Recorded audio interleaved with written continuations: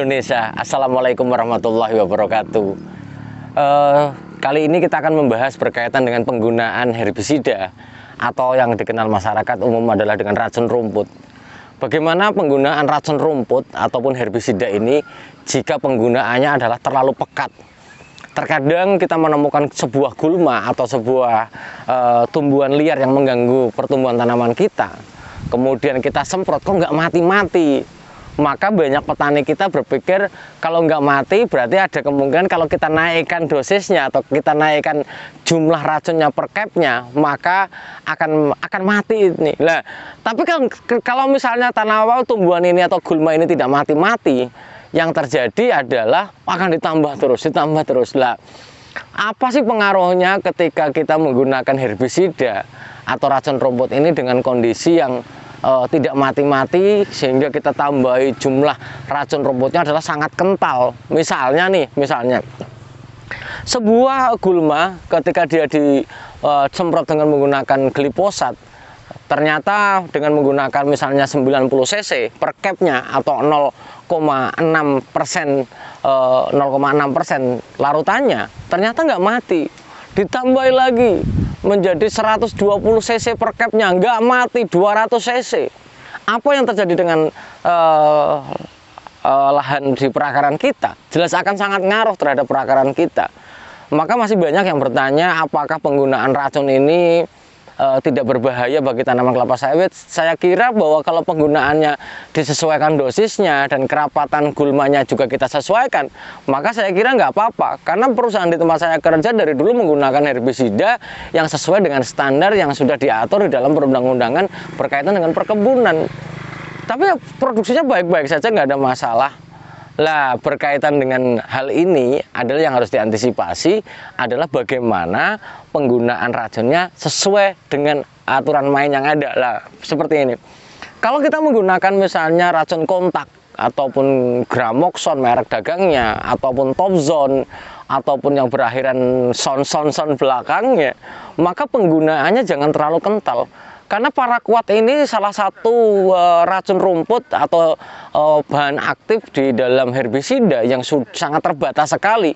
Dimana kalau perusahaan sekarang tidak boleh menggunakan paraquat ini sebagai dalam pengendalian gulma, maka penggunaannya harus hati-hati. Karena selain akan mematikan mikroorganisme yang ada di dalam tanah kita, ternyata juga akan berakibat pada perusakan ekosistem di daerah perairan.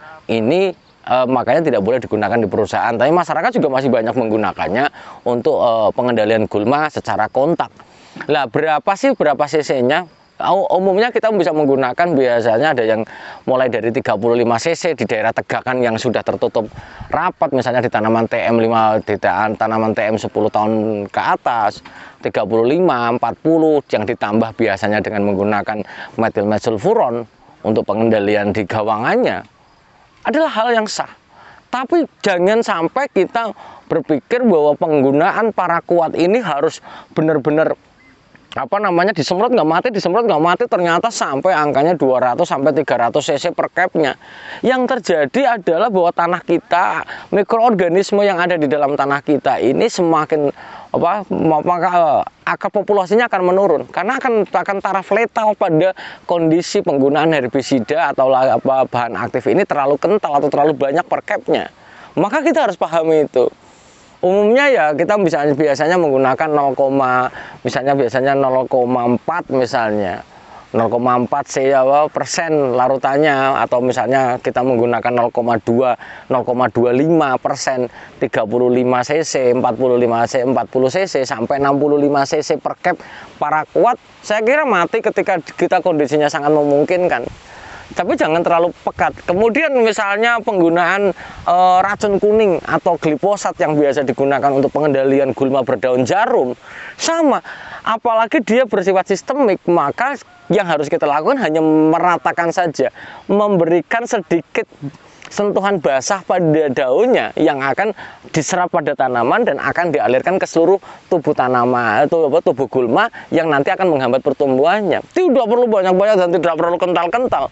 Karena glifosat ketika dia sistemik, maka ada aturan main konsentrasi yang harus pas. Misalnya nih, pada umumnya kita menggunakan glifosat dengan 0,6% atau setara dengan 90 cc per cap. Per cap itu misalnya per 15 liter. Bagaimana kondisinya jika kita misalnya menggunakan sampai 150 cc? Apakah efektif Pak Pendi? Saya kira tidak efektif. Apalagi sampai 200 cc.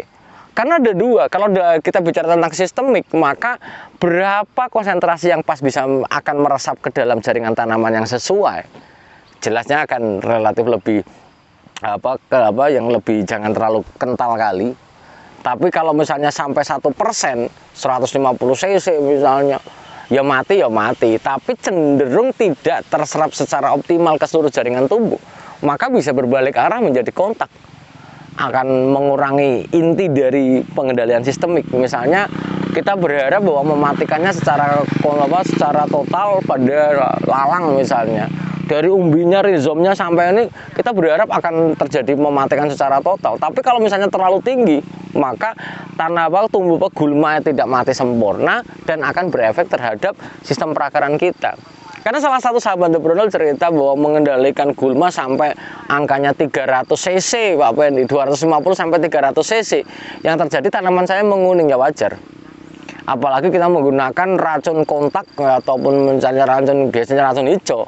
Atau biasanya bahan aktifnya itu racun ini adalah atau herbisida ini adalah menggunakan paraquat, maka ya wajar saja ketika lama-kelamaan menggunakan dosis yang terlalu besar atau konsentrasi terlalu besar, maka akan berefek pada tanaman kelapa sawit itu sendiri.